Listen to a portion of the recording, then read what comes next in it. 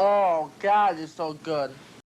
Yo, what's going on, guys? It's Baker Goods, and today I'll be talking about 5 tips and tricks I think that will help you improve your gameplay.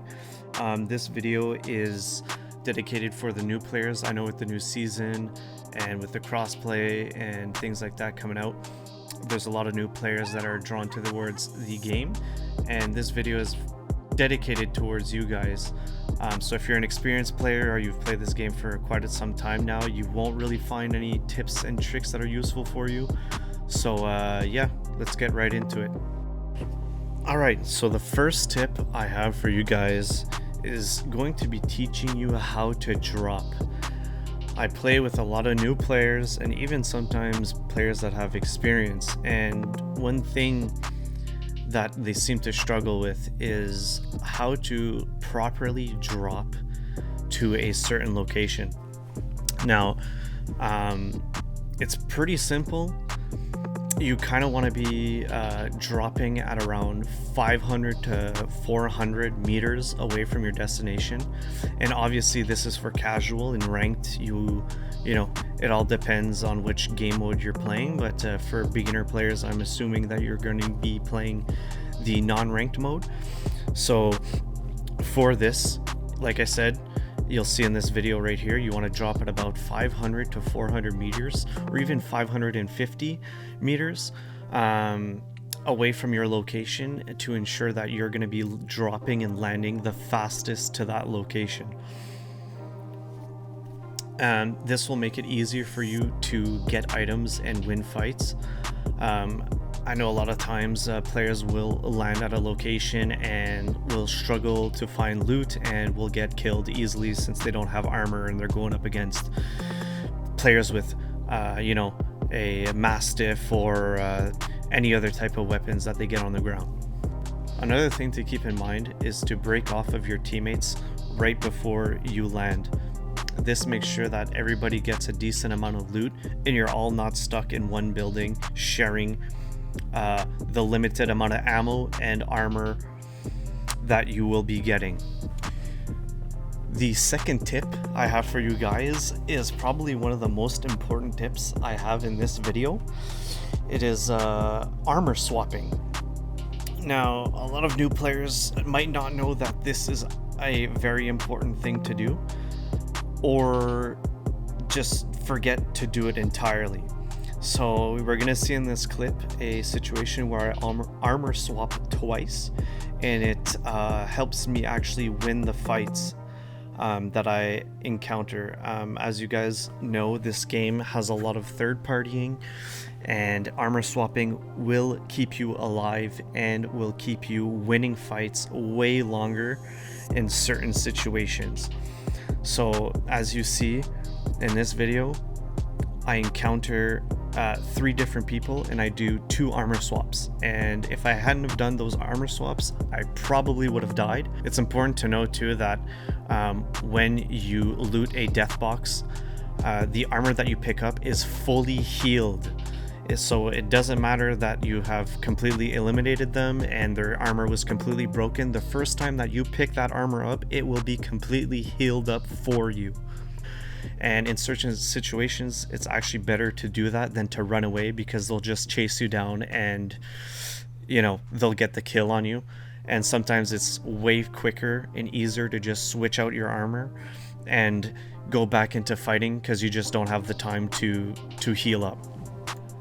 All right, moving on to the next tip. I think it's really important to not worry about the win when you're first starting out.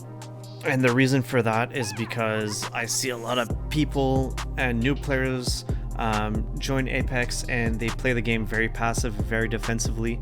I think it's more beneficial for you as a player to engage in fights and put yourself in stressful situations like landing at the hot spots and always moving around looking for the next team to engage with. Because it's going to increase your aim and it's going to increase your knowledge on what to do in certain situations. I think it's better for you to lose a game and you have 6 kills and let's say 1,000 damage than for you to win a game with 1 kill and have, 200 damage. You'll learn more out of the game that you've lost than the one that you've won by playing extremely passively. My next tip I have for you guys is to understand the legend that you are playing. I have played many times with newer players, and they do certain actions in situations that isn't beneficial for the type of legend that they are doing.